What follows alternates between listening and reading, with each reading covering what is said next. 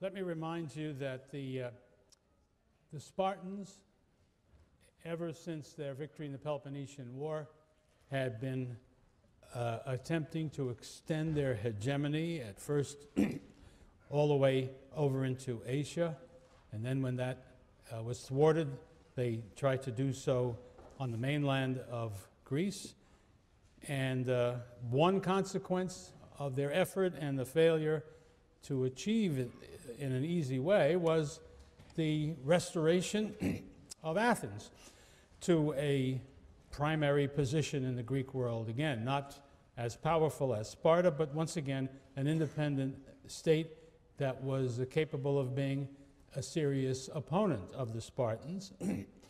And today I want to talk about the emergence of a third great power in this period, which had never had a position, I think, of something resembling equality with the leading powers in the Greek world, although it had had periods when it was very strong anyway.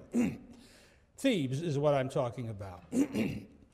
Now, you start, if you look at the situation in 379, when the Spartans were in control of Thebes as a consequence of the actions of Phoebidas.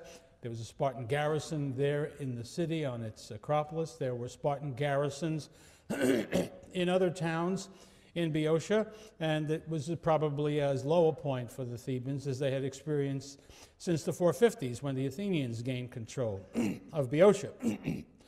But starting with the successful Theban rebellion, which overthrew the Spartan command of the city, the Thebans launched a period of growth in power, influence, wealth, and even to some degree extent, which justifies modern historians in speaking about a period perhaps beginning in 371 and running at least a decade, to which they give the name the Theban hegemony.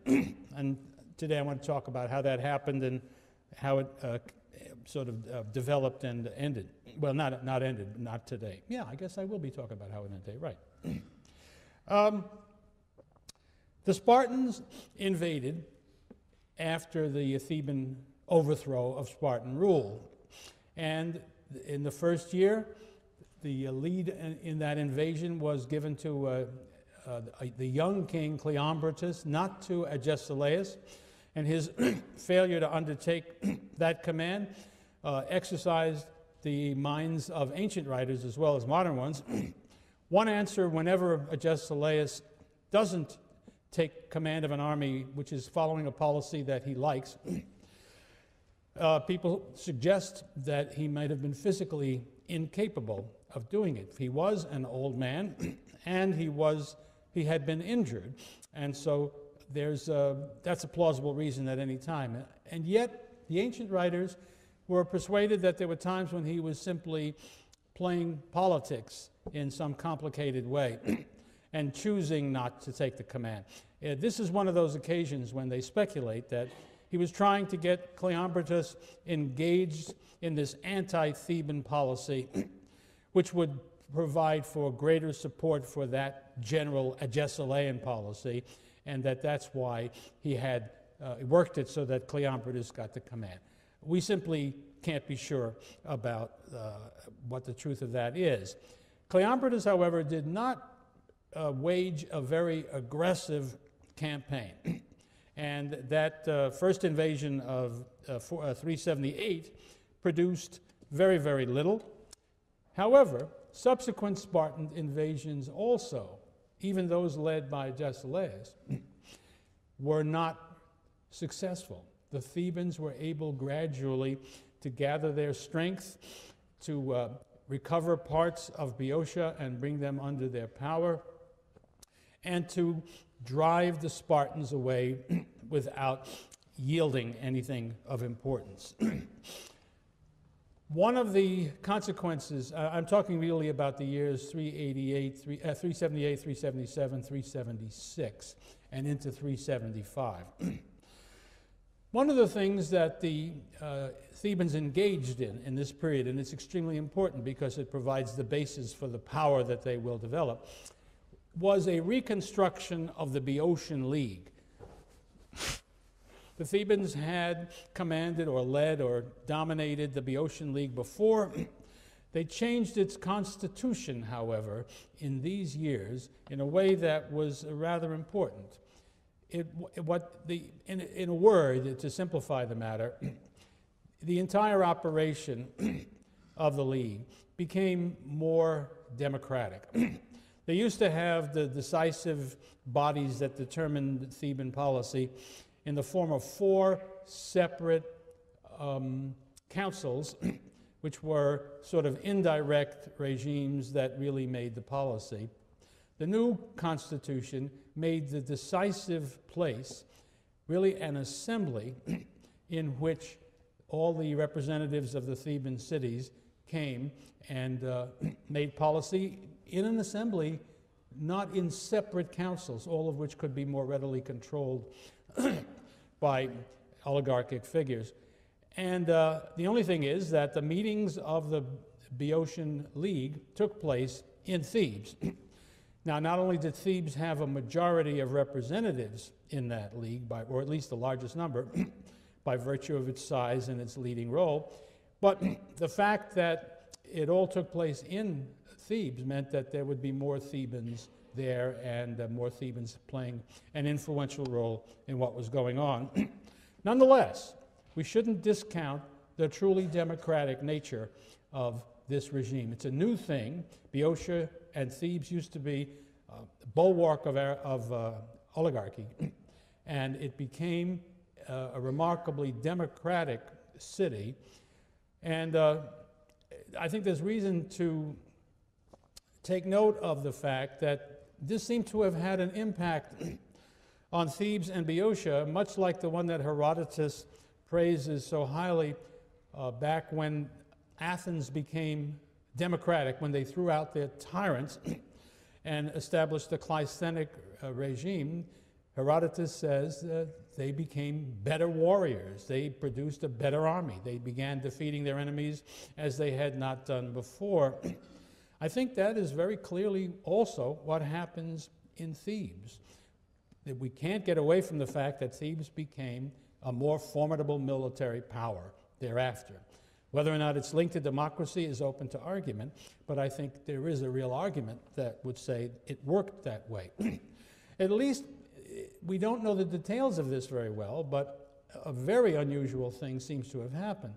The Thebans ultimately were able to increase the size of their army by using farmers who would not ordinarily have been able to afford hoplite equipment, but somehow the state managed to equip poorer farmers and to turn them into hoplites, so that ultimately the army that Thebes commanded, when you get down to the years after the Battle of Leuctra, in which the Thebans and their friends defeated the Spartans, you will see that really a huge army by Greek standards goes marching into the Peloponnesus, of which a large portion was this Theban hoplite group that was much more potent because of its size, and it could be argued because of the spirit of these newly hoplited democrats, you might say.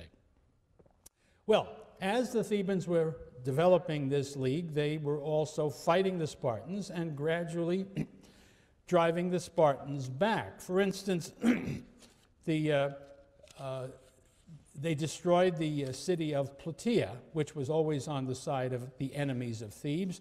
In this case, they were on the side of the Spartans, and it would take a while before that was undone. They also placed a number of cities under Theban command. They didn't need to do that for most of the cities in Boeotia because mostly they seemed to be satisfied and pleased to cooperate with the Thebans. And why not? I mean, I should make the point clear as to why they would be happy to do that. When the Spartans invaded Boeotia, they didn't only beat up Thebes. In fact, Thebes was less hurt than were the other towns because Thebes was further away and better equipped to defend itself. Every time the Spartans came in, they ravaged the Boeotian countryside and did harm to these Boeotian towns. So it was Thebes that was the defender, the protector of the Boeotians against the Spartans, and this certainly gave them popularity. It helps explain why this new Boeotian confederation was so effective and so loyal. The Thebans were doing a key job for Boeotia and the Boeotians. And this, meanwhile, this new army that was being put together, it wasn't, of course, entirely new. Its heart would have been the old Boeotian hoplite farmer group, but it was added to, and it was given this new twist. I think really a combination twist of two kinds of elements that explain a kind of enthusiasm, a kind of morale boost that they had. One was a greater sense of what we would call nationalism. It's obviously anachronistic for the city-states, but we don't have a better word for it. That is to say, this constant warfare, these constant attacks by the Spartans, culminating in this seizure of their city against all custom, against all law, in a very unpleasant way, and the support of these oligarchs as against the common people and the ordinary folks, so that when this new regime, led, I should point out, by these two extraordinary military leaders, Pelopidas and Epamинонде, when these fellows also were responsible for the liberation of Thebes, especially Pelopidas, and when they were leading the fight for the defense of Boeotia, all of that meant that there was a growing feeling of we are Boeotians, we are together, and the enemy is the Spartans, and we need to fight them. To that, if you throw in the feeling that democracy appears to have in its first burst, especially.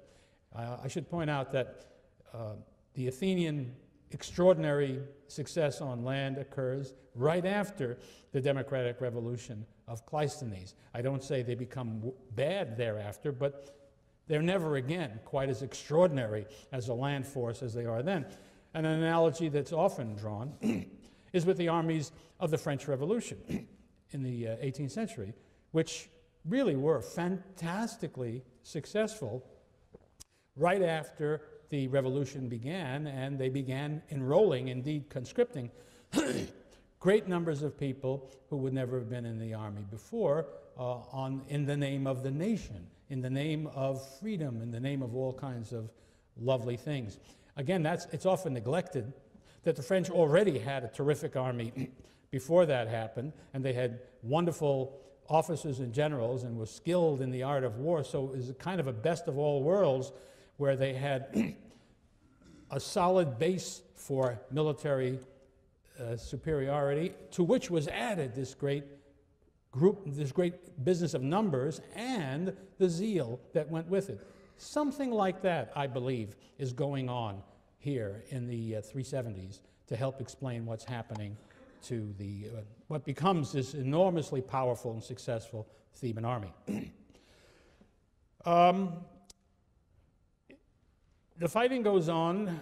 The Thebans, you remember, joined with the Athenians against the Spartans back at the time of the foundation of the Second Athenian Confederacy in 377.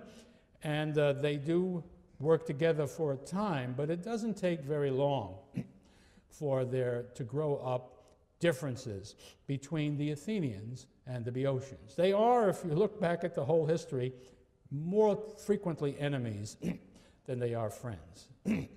They are long-standing differences, suspicions, attitudes that are not entirely friendly, and so on. And as Theban power grows, and as the threat from Sparta diminishes, the Athenians become less enthusiastic about their alliance with Thebes, because the Thebans are now emerging as a contender for the leading position, for a hegemonal position in Greece. So we will see the Athenians and the Thebans gradually moving apart in the decade of the 370s. There was, in 375, a proposal for peace to be established in the warring Greek world. It was apparently, there's some difference of opinion among our sources, but one thing that seems clear. The king of Persia was in favor of it. The ancient writers explain his reason for doing that, for being interested in having that happen, because he had other wars to fight. As so often was the case, there was a rebellion in Egypt, which was always a serious menace. So he wanted peace so that he could hire Greek mercenaries to fight in his army. Perhaps that wasn't the only reason that the great king had. He must have been worried at the growth of Athenian power and influence at sea, which was continuing throughout this period. The Second Athenian Confederacy never had the power and extent that the great empire it had in the 5th century, but it was scary from the standpoint of the great king. And so he might very well have wanted to restore peace to Greece as a way of stopping excuses for further expansion on the part of the Athenians. On the other hand, the Athenians were not unhappy to make peace as an opportunity to consolidate the gains that they had had, and because that would put a stop to what I think was beginning to worry them, the expansion of Thebes. Now, mind you, they're still worried, number one, about Sparta in 375. Spartans haven't been defeated by anybody. They're still the most serious power. They're still the power that stands for Persian power in the Greek world. But things have become more complicated as Thebes has emerged on the scene. Well, the ancient writer, Diodorus especially, speaks of an event. Well, let me describe the event. He says that when it was time to sign this common peace, maybe I want to say a word about that too. The Greek words for common peace are koine eirene. It is a term that comes up again and again in the 4th century in attempting to bring peace agreements among the Greek states. It's a new thing. As you know, peace in the past usually took the form of the swearing of oaths to accept a peace treaty on very specific terms between combatants in that war. The koine eirene concept has a more modern ring to it, and it seems to have the idea that there should be a common peace among all the Greeks, and that the signatories should be responsible for upholding that common peace. It's a very interesting idea, and it sparked enormous interest in scholars, I think especially after the First World War, when all of the hopeful talk about the League of Nations and Kant's picture of perpetual peace and all of that stuff was flying around in certain circles. So people hope to see in the koine eirene, this might have been a preliminary sign of that same kind of idea. But it didn't work any better in the ancient world than it has worked in the modern world. To get back to the first suggestion in 375 about having such a thing, the states were agreed to do it, and then the trouble came when Thebes insisted that just as the Spartans could sign on behalf of all of their allies for the Peloponnesian League, the Thebans wanted the right to sign for all of their Boeotian allies on behalf of the Boeotian League. It would have been the de facto recognition of the Boeotian League with Thebes as its leader. This is really what happened. If you put your minds back to 445, in the 30 years peace that concluded what we call the First Peloponnesian War, when the Spartans allowed the Athenians to sign and speak for all the members of its league, they were giving de facto recognition and regarding the Athenians as their equals. This was something that the Spartans, no doubt, led chiefly in this view by Agesilaus. They were not going to let the Thebans do it. In fact, we are told in a very bold action, Agesilaus struck the Thebans from the list of those who would take part in the peace because they insisted on this clause. Now, there's a problem about this. The same story, almost identically, is told in 371 when we come to the attempt at another koine eirene, to bring peace to the general Greek world. The whole story is told in pretty much the same way, and the upshot of the one in 371 will be the great Battle of Leuctre. This has led some scholars to say Diodorus, who is the source of these tales, simply has screwed up, he's got it wrong. This is what they call a doublet. Somehow he projected backwards an event that really happened in 371 and has it happen twice. I'm very, very suspicious about modern historians who are prepared to rip up pieces of ancient historians because we know better and it just doesn't make any sense, is the argument. The truth is, I can see no reason why this shouldn't have happened twice. Certainly, what's his name, Epaminonde would have insisted on that. Certainly the Spartans would have objected to it. The actions that go with it strike me as being perfectly okay in 375, and when, 4 years later, a similar circumstance emerges, why shouldn't the same thing happen again? I haven't really looked into this, but I can imagine, if you look through the whole Cold War history, I'm sure you'll find many things that are happening over and over again in exactly the same way, because the circumstances haven't changed. So, with my characteristic gullibility, I believe in the story as it is told in 375. Well, fighting resumes, since the peace really didn't hold, and the Thebans continue, and the Boeotians in general, continue to successfully fight off the Spartans. I should have mentioned, in the course of this fighting, soon after the treaty, there's an amazing occasion which has harbingers for the future.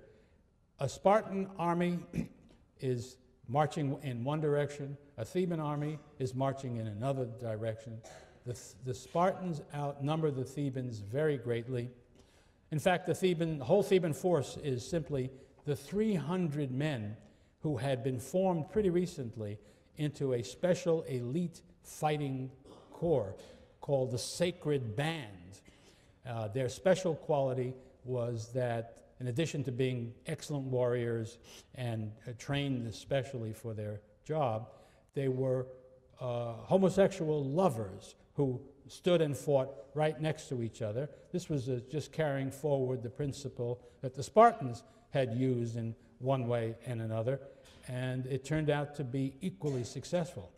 This Sacred Band was a tremendous fighting force and will play a critical role in the important Battle of Leuctre. Anyway, they managed to defeat, in a hoplite battle, a Spartan force that is greater than they are. It's not a real 100% hoplite battle. The numbers, there are only 300 Thebans, even there's about 1,000 Spartans. The way the battle is fought is not traditional, typical, it's a little peculiar. So you really can't regard it as the decisive time somebody beat a Spartan hoplite phalanx in battle. That will have to wait till Leuctre. On the other hand, the evidence of the ancients is that it really impressed the Greek world in general. Even this form of a victory over Spartan hoplites was unprecedented. And it really, I think, kind of shook some people in terms of their confidence that the Spartans would always win a battle like that. So the fighting goes on all the fronts that I have mentioned to you, until finally we get down to 371, and in 371 the same thing happens. There is a pressure from the Persians for a general peace. The Athenians are not against that idea, but the same tale I told you last time. There's no question that it happened at Leuctre. Nobody doubts that. And the result was a renewal of the war, with the Spartans taking the lead, aggressively moving into Boeotia as they had done every time before. I think it's very worth mentioning that we don't have any case up to now, up to 371, in which the Boeotians and their friends and allies march into the Peloponnesus. All the attacking has been by the Spartans into Boeotia, which means these wars have always been costly to Boeotia, but not to Sparta. And we'll see that one of the things that Epaminondi wants to do when he can is to reverse that situation. So this brings us to the Battle of Leuctra. Leuctra is a town in southwestern Boeotia. The two armies march towards each other. There's a lot of maneuvering this way and that way. But finally, they come onto this rather small field. If you can go there today and look at it, it really is pretty easy to place the ancient story into the modern geography. There's a plain between two hills, one to the south and one to the north. The Boeotian army took up its position on the northern hill. The Spartans took up theirs on the southern hill. And then finally, when the daylight came, they moved forward and fought each other in this field, which is sort of, it's plenty big enough for any kind of hoplite battle that you want to have. But some scholars have wanted to explain the battle in terms of a limited space, but I think that really isn't an issue. This is a sort of a typical hoplite battlefield. So, Cleombrotus marches on Thebes. Again, it's not Agesilaus. And I mean, this looks like the culmination of Agesilaus' anti-Theban policy. He's not there. Again, the ancient writers and modern scholars wonder why he wasn't there. I'm prepared to take the simple-minded view. If he wasn't there, he couldn't have been there. He must have been out of action for physical reasons, because I can't imagine any good reason why he wouldn't want to be there for the payoff here.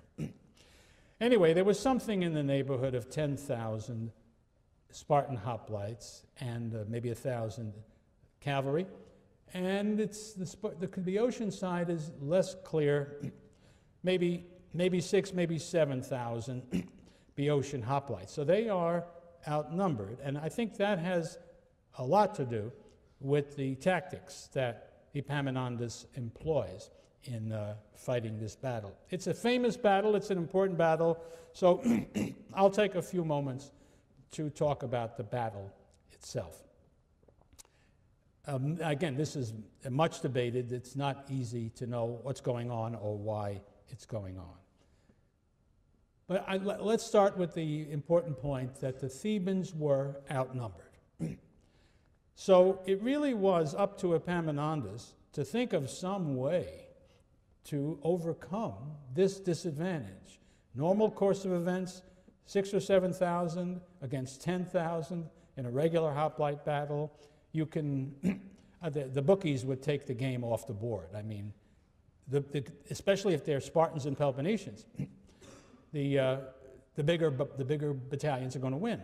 So Epaminondi comes up with, certainly, nobody can deny that he came up with some kind of plan. What am I fussing about here?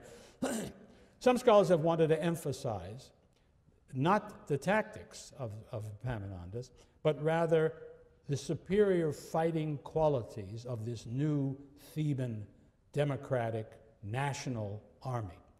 Well, I certainly think that made a difference. I give real credit to that element, and yet I can't escape thinking that there really was a very tricky, unusual strategy or tactics or operational plan used by Epaminondi that accounts in a considerable part for the success of the Thebans in this battle. The normal way you line up is that the leading forces on each side take up the right wing of their phalanx. That's the position of honor, and that's where you try to beat the other guy. That has the consequence, incidentally, of meaning that the best army doesn't fight against the best army. In each case, the best army is fighting against a weaker portion of the enemy army. That's not what Epaminondi wanted. He put his Theban forces with their 300 sacred band members at the front of it. His own group was at the left side of the Boeotian line, facing the Spartans directly. Now, the Spartans had to realize when they saw what was going on. Oh, forgive me, I forgot to tell you another very important thing. Instead of the usual depth of the phalanx, 8, 12, maybe 16 ranks, Epaminondi loaded his left wing 50 men deep. And that is, it may be precedented, but if so, it's extremely rare in the past. His idea apparently, and then when he started for battle, he took his left wing and moved it obliquely further to the left. The plan being to flank the Spartans, if they could, and come at them from their vulnerable side, and to do so in tremendous strength. I think the idea of the tremendous strength and depth was to win on that side quickly, because he was weak, obviously, on his right. I suppose that the force immediately after the Thebans would itself present a problem, because if the Thebans went sharply to the left on this occasion with their deep, powerful phalanx, the guys next to them probably would move with them to some degree, but not with the same speed and not with the same determination, because the situation, so there was the danger of there being an opening right there. That would have been very scary. Apparently, Epaminondi told the people on the right, I would have thought everybody to the right of his outfit, to proceed only very slowly. If that's the case, the Spartans then the Peloponnesian army on their left would have had to take some time before they could encounter the Boeotian army, so that the first fighting would be on the left, where Epaminondi wanted it. And his hope was, in a way, this is a variety of the marathon strategy. You remember the big thing there was the Athenians under Miltiades hoped to win swiftly on the wings where they had greater depth. They knew they would lose in the middle. They just hoped they would lose slower than they would win on the wings. I think this is a version of the same idea. And so Epaminondi and his block of Thebans goes to the left, and I would argue, and the ancient sources say this too, swiftly, as Herodotus said of the Athenians at Marathon, dromoi, on the run. Well, I guess that means on the trot. And so they wanted to get that fight going as fast as they could and to win it as fast as they could. Well, that's the essential idea, that they would win powerfully on the left and send the Spartans into rout and thereby destroy their whole campaign. Now, we have to account for funny things that happen apart from the phalanx. Before the battle is over, both sides take their cavalry from the usual position on the wings, on the flanks of the phalanx, meant either to protect your wings or to assault the enemy on his wing, and move it to the center of the battlefield, where it plays a role. And so the question always is, what are they doing? What's this all about? And I think one can only speculate. Surely it would have been a wise thing for Epaminondi to move his cavalry into the center of the field, in front of the center of his line, not in front of him, but in front of the guys to his right, because they too would have had an effect of slowing down any Spartan attack where there was a vulnerability. So if you take it from that point of view, you could think the Spartans, who definitely moved their cavalry out front, did so in order to combat the Theban cavalry. That would be an explanation enough. But some scholars make an argument, and there's some reason to think they might be right, that the Spartans, seeing what Epaminondi was doing, knew that he was trying to flank them on the right side. And so they wanted to take steps to prevent being flanked on that side. And so they did something which they tried to do at the Battle of Mantinea, but it didn't happen for them. They pulled troops out from the center of their line, sent them around behind the phalanx, and put them out, they hoped, on the right wing to prevent exactly that kind of an event.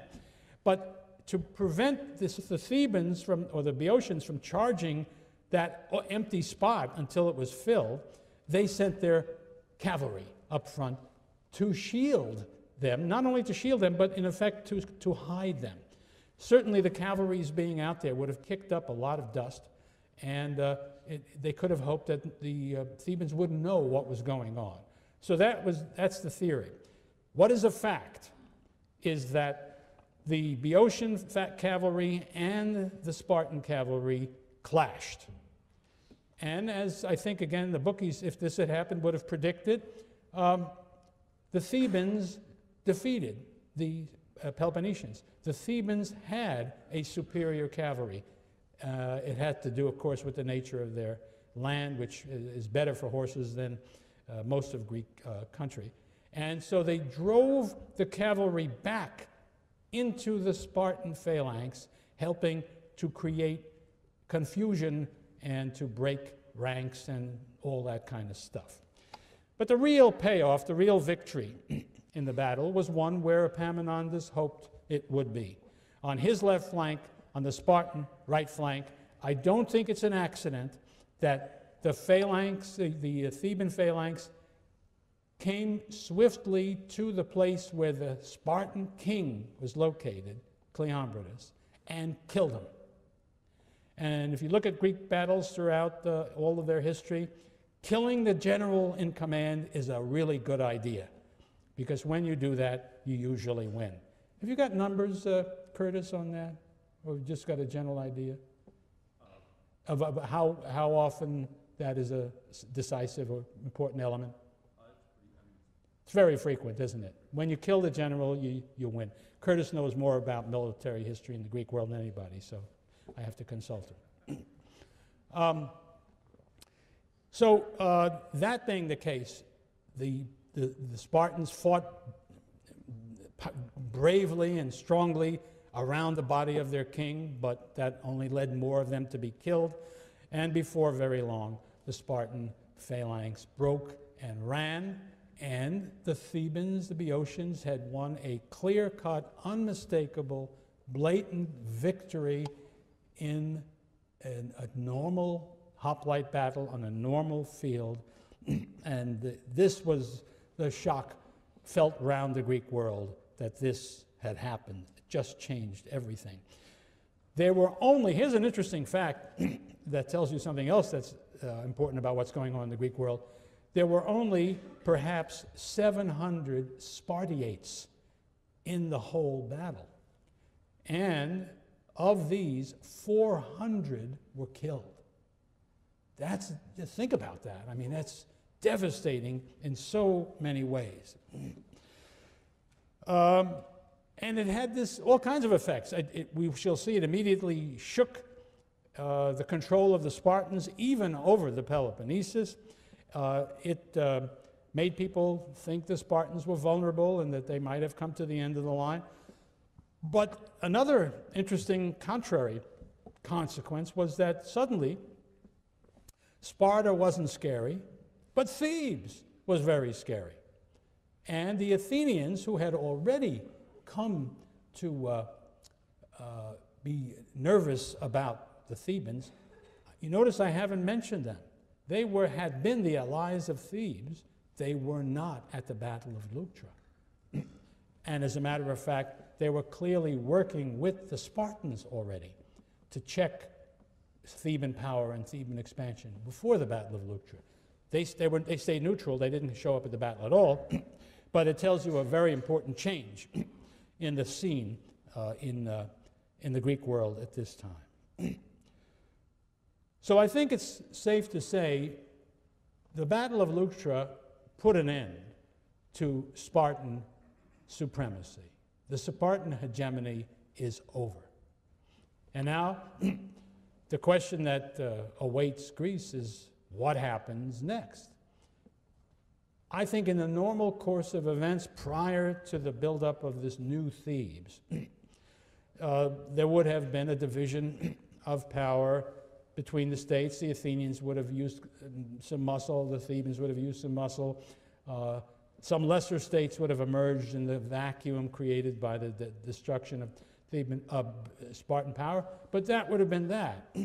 However, given all that had happened in Boeotia and the kind of leadership that existed in Thebes, something amazing then happened.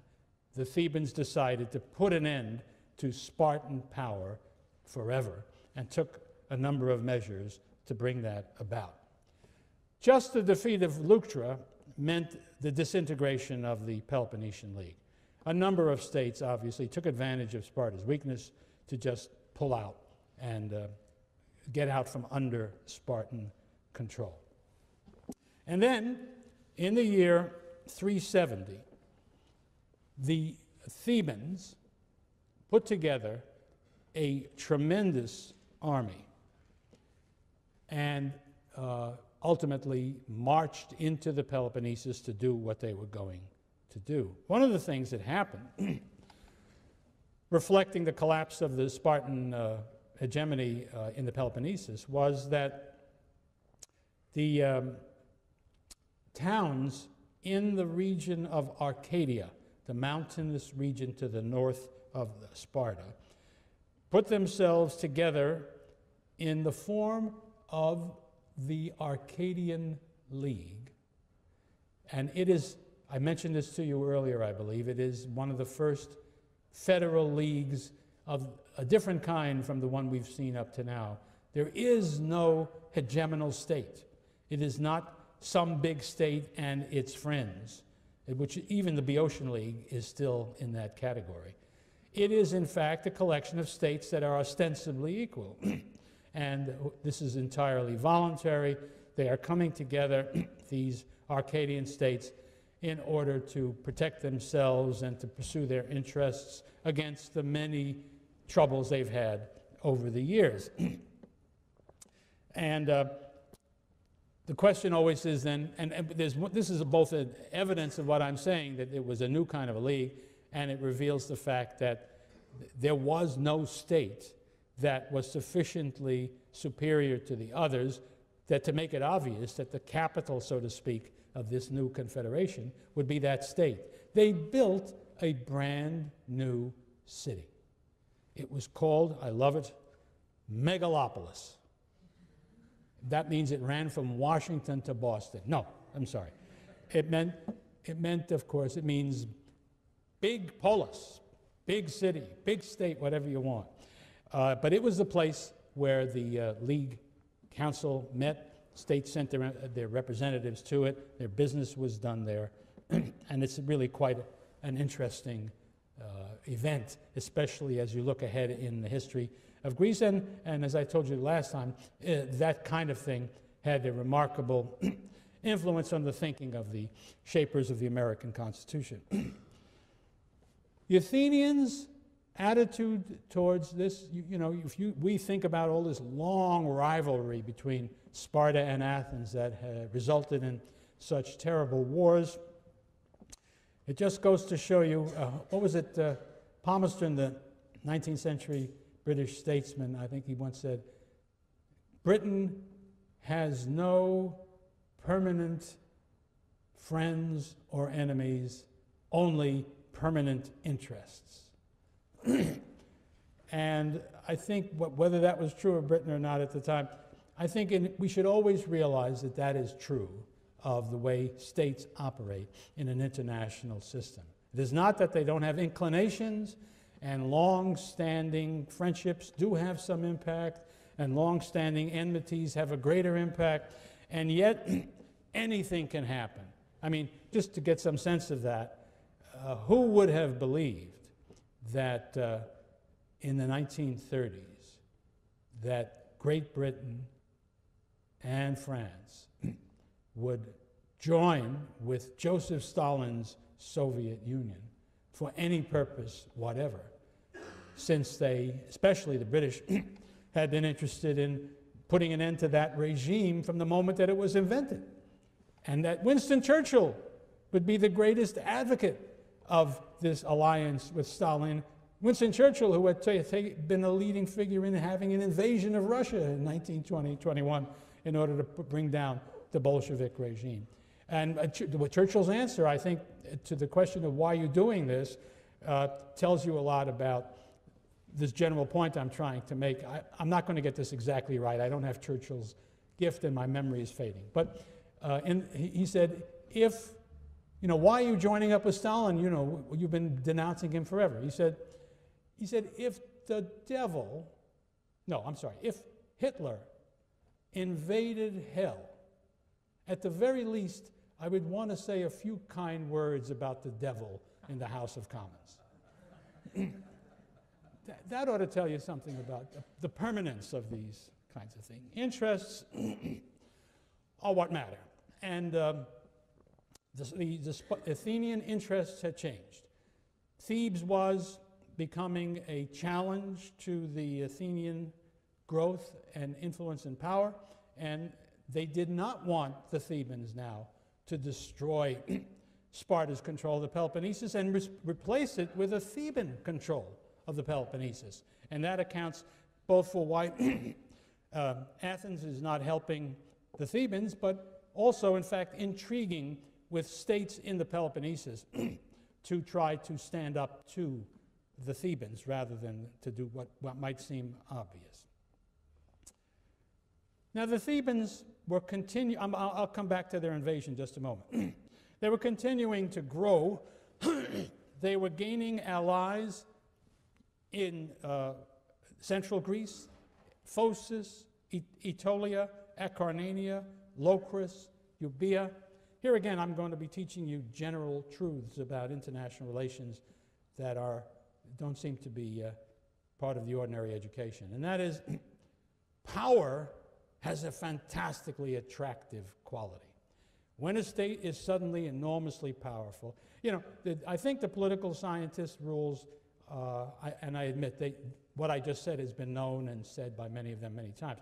But the favorite thing is, if there's a great power, what happens next? What happens is all the other states get together and join up to control that power, to which the answer is sometimes. A lot of times, and they have another term to consider the alternative, which they call bandwagoning. And that is, states are attracted by that power, want to get on the right side of that power, join up with that power. And that's what happened here, where suddenly the Theban power in that area seemed so strong that you wanted to be on that side. I'm just in this terrible analogizing mood today, so please forgive me. But lest you think the study of ancient history is not relevant to your understanding of the world today, and I know none of you would be so foolish as to think that, let me just point out, just look what's happening in the Middle East. And I'll say it before it's common wisdom so that you'll see how smart I am. Syria, which has been nothing but trouble for our side all this time, all of a sudden seems to be behaving in a different way. And even the United States government says that the Syrians seem not to be feeding more Al-Qaeda people across the border into Iraq. Why is that? What, have they found religion? Oh, I guess they had religion already. But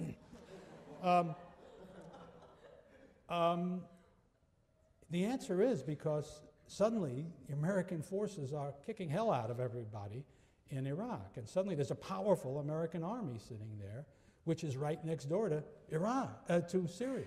It's also right next door to Iran. We should have interesting consequences too. The result is that the Syrians are suddenly talking very differently. Now, that doesn't mean that there'll be a permanent change. That will depend upon realities. But you get fed so much gunk in a different direction. The most important single element in international relations, not the only one by any means, but the most important one, is power and the perception of where the power is, and the perception of whether that power is growing or shrinking. Nothing is as important as that. Everything else contributes but doesn't have that central role. Well, that's the situation that the Thebans have created with their victory. And so they are expanding all over the place. They are even, Thebans were great landlubbers. They're even building a navy. They are moving out into the Aegean Sea. And that's one of the things that has created this nervousness in Athens and explains the Athenian behavior. Now comes this great invasion over the year 370, 369. The total force of hoplites in the army put together by Epaminondi is reported to be 40,000. Now, there's just not a number like that in the whole 5th century, basically, or any time before this. It's just an amazing army. And we are told there were some 30,000 others on the campaign who were not hoplites. Maybe many of them weren't even fighters, but a lot of them would have been cavalry, light armed infantry, and so on. But in any case, here are 70,000 people, meaning no good to the Spartans, pouring into the Peloponnesus in that year. It is the largest military force reported in Greek history. The men in charge are these two extraordinary men, Epaminondi and Pelapidas, who repeatedly proved themselves. By the way, it was Pelapidas who won that victory in 375 at Tegira. Remember, with the 300. So he has that great victory on his record, and Epaminondi, of course, is the architect of the victory at Leuctra, and they just are amazing and remarkable people. If you read some of those, we do not have a Plutarch biography of Epaminondi, although he does give us a Pelapidas. We're happy about that. But before I get through, I will try to remedy that, as I tried to do in the case of Thrasybulus, by bringing to your attention how great was the reputation of Epaminondi in the Greek world. Maybe I should just say a word about him now. He is reputed to have been a person of great intellect. Apparently, he was a philosopher and took that seriously and was regarded with respect by others of that ilk in that world. And of course, it looks very much as though he is a man of political convictions of such a kind as almost to suggest political theory. I mean, he seems to have been committed, really, to the idea of democracy as a good thing in itself. On this latter point, we just don't have very much evidence, nothing that he said, but we do have what he did, which squares perfectly with what we are talking about. It would be, I mean, it breaks my heart, these lives that Plutarch did not write. What I would give for a life of Cleisthenes by Plutarch, and similarly of Epaminondi.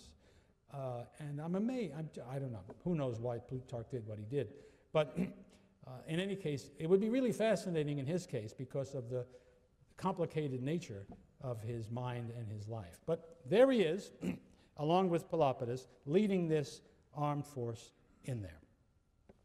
They move down into Laconia, the home territory of the Spartans. Now, the Spartans are forced to huddle in their city and to try to resist anything that comes at them.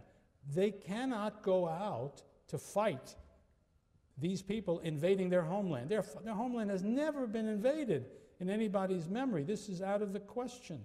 Nothing like this would have been possible, and here they are just hiding in their city. Not even a walled city, because it was part of their pride. They don't need walls. They have an army. Nobody can come in there and attack their city, and there they are. And what does Epaminondi do? He does not go after them in that city, because probably his one reason would have been fighting in the city. You know, urban warfare is always difficult and costly, and nobody, until lately, is really good at it. I mean, I don't know how much you've paid attention to what's going on in Iraq these days in the so-called surge, But if you study it as a military problem, and then you see how they dealt with that military problem, it is one of the really most brilliant things I have ever seen.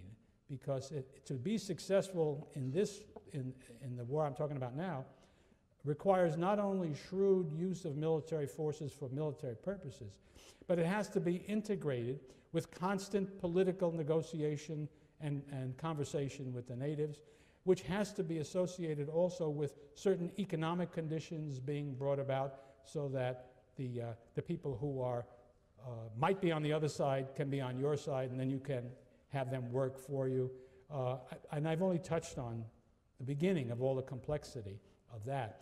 So, but in any case, until that happened, there are very few cases of really successful urban warfare without tremendous cost. Well, of course, before they figured out what to do in Iraq, they had some tremendous cost of not figuring it out. But what I'm getting at is, yes, I'm sure that if Epaminonde had wanted to, he would have been able to defeat the Spartans in their city, but he would have paid a great price. Now, there's perhaps another consideration. Before I come to that, let me just tell you that what Epaminonde did is bypass the city, ravage the countryside wherever he found it, doing as much harm as he possibly could. And even as this was happening and was obviously reported back to the Spartans did not come out to fight. Now here's where I think once again Victor Hansen's splendid imagination comes into the picture in what I find to be a very persuasive explanation of what's going on. And he makes this explanation based on an analogy he draws with the army of General Sherman during the American Civil War, when Sherman's famous march to the sea, or his march through Georgia, when there is a Confederate army to the north of where he goes, but he doesn't seek them out. He goes marching towards where he wants to get to, doing as much damage as he possibly can, destroying the food, the crops, animals, everything, burning down houses, being as nasty and unpleasant as he can be. Why is the question? Well, he was a nasty, unpleasant fellow. Not really. We do know a lot about what Sherman thought he was doing, because he wrote about it. Sherman apparently hated the Southern slavocracy. He wasn't satisfied with defeating the South, as many a Northerner was, and then sort of letting it be what it had been before, or perhaps destroying slavery itself and leaving everything else pretty much as it had been. He seems to have thought this was a terrible, wicked society. And if it wasn't to go back to its old bad ways, it not only had to be defeated, it had to be humiliated. Part of, as his view, part of the success of the South was in building up what he would have thought of as a myth of their aristocratic superiority, which made slaveholding appropriate because the people who were superior were ruling over people who were inferior. And they deserved it because they were better fighters than anybody else. Everybody thought at the beginning of the war, certainly, that the South had a better military tradition and that they were better soldiers, and I think they were. And that they were courageous. Being a great military man means being courageous. And all of that justified the system and provided the pride that made it possible to work. Well, Sherman wanted to show it wasn't so. And here they were burning down houses and barns and food, and the women folk having to stand there and watch it. And where was the Confederate Army? They didn't come down to challenge them. And he felt in the process he was destroying the myth that was more potent. Well, I think Hansen certainly has that right when he talks about Sherman, and it's very attractive to think that maybe Epamинонде was after the same thing. Here were the Spartans cowering in their city, it would be said, while Epaminondo was doing as he liked with the Peloponnesus. There would never again be a time where people would accept the story that the Spartans were the great fighters, the great heroes, etc., etc., etc. In any case, that's what he did. And then it wasn't, I think all of this is assisted by some of the things he did and some of the things that he actually said. He went to Messenia, and indeed he went to the place where the Messenians had withdrawn for security in their rebellions up there, and he established or reestablished a city called Messene. It was powerfully fortified. It was up on a mountain. It was a place where you could really defend it, and it became the capital of Messenia, which would now be a free Messenia, in which the former helots, the former slaves of the Spartan state, would now rule their own country as they had not done for centuries.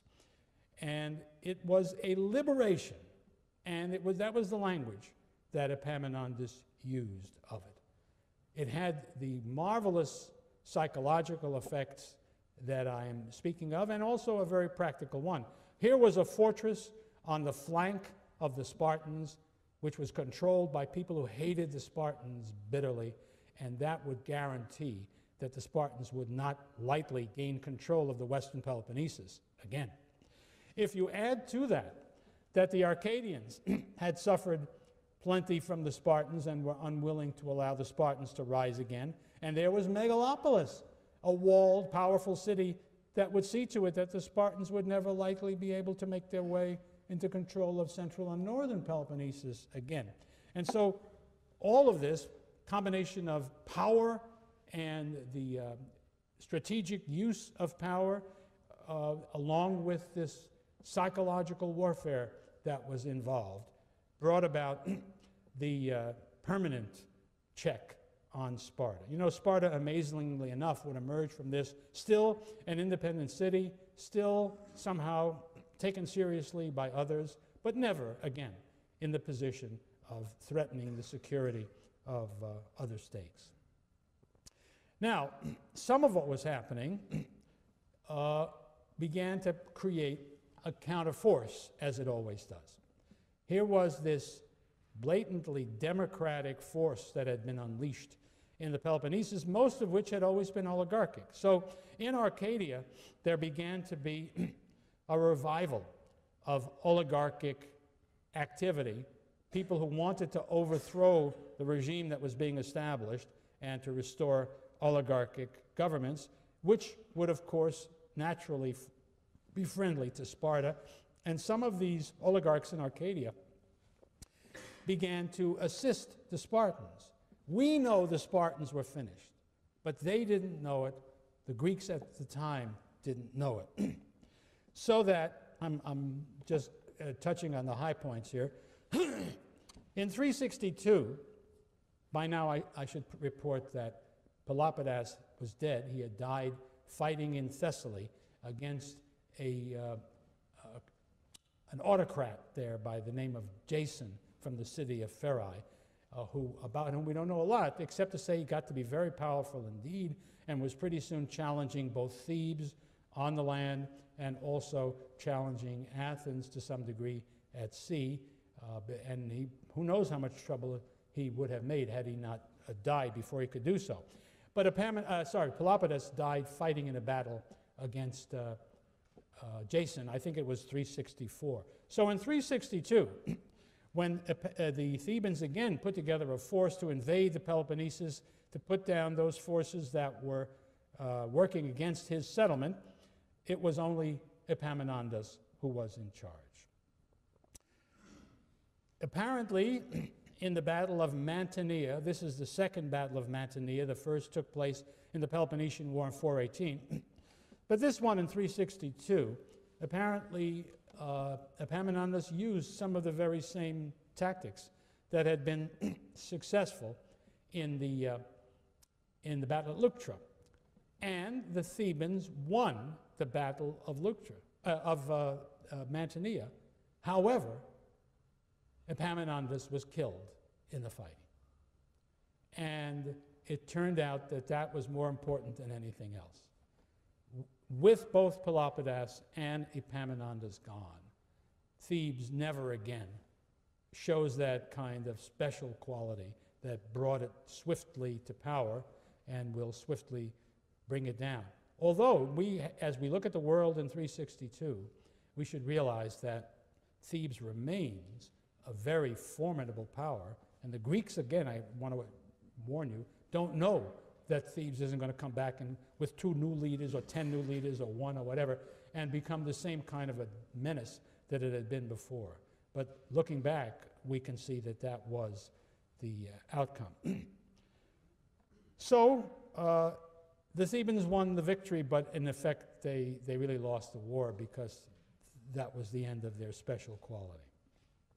Cicero, writing about this centuries later, called Epaminoндес the foremost man of Greece.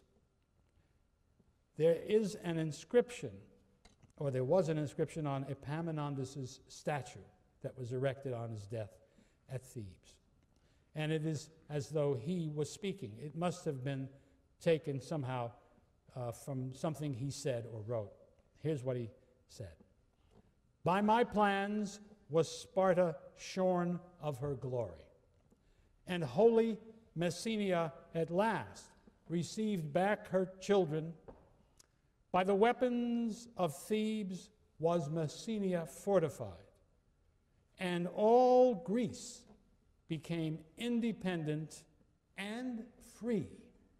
Now, of course, the claim that everybody was seeking independence for the Greeks, autonomia, is an old, stale one that never really worked. This is the first time that I am aware. No, that's not true. The Spartans entered the Peloponnesian War claiming that they were fighting to free the Greeks. But of course, they immediately began enslaving as many of them as they could when they won the war. But Epaminoндес says, well, we did this, we accomplished this, and at the end of the day, the Greeks, all of Greece was free, he claimed. I'm sure it wasn't perfectly true, but there was a lot in it, and that's what he was proud of. That's what he thought he was doing. I think that's the important point about that quotation. It tells us what he would have wanted, as indeed it has worked out that way, to come down as his legacy. What did Epaminoндес do? Did he say, he increased the power of Thebes tenfold? He made Thebes' name ring in the Valhalla. He never heard of Valhalla. In the Valhalla of heroes throughout history. That's not what he wanted to have said. What he wanted to have said was, I restored the Messenians to their land. I restored them to safety. I gave them freedom. I left Greece free and independent. Xenophon, writing after his description of the Battle of Mantinea, says the following. And these are the last words in his Hellenica, in his history of Greek affairs in his time. Since nearly all the people of Greece have come together, or had come together, and formed themselves in opposing lines, there was no one who did not suppose that if a battle were fought, those who proved victorious would be the rulers, and those who were defeated would be their subjects. While each side claimed to be victorious, neither was found to be any better off than before the battle took place. But there was even more confusion and disorder in Greece after the battle than before. So here's a case for the unimportance of warfare, you might say, for those people who want to make that case. That here was all this fighting, here were all the dead, and at the end of the day, nothing had been settled. That is often the case in war, although it might be said that something pretty serious had been settled by the campaigns that the Thebans had fought before the Battle of Mantinea, before the Battle of Mantinea, and that Greece would never be the same again because of the fighting that had taken place before. But as we look forward, not backward, it's worth noticing that the years of competition for hegemony, which go back, at least to the days after the Persian Wars, had left Greece weakened and divided, and therefore open for exploitation and even conquest by a new threat from outside the system, which was not even dreamed of by the Greeks as a menace in 362 at the Battle of Mantinea. And there's something to be learned in there too. I mean, if you had taken a poll of the Greeks and said, where are the dangers to us now? What problems do we have? They would have been talking about the traditional conflicts between the Greek city-states. No one, I think, would have used the word Macedonia as part of anything that looked scary. And of course, nobody would have uttered the name Philip, because Philip wasn't even king of Macedonia yet. And yet, within a few years, Philip would be the king of Macedonia. And within a couple of 3 decades, there would suddenly be a real menace from the north that would be very threatening. And we'll take a look at that next time.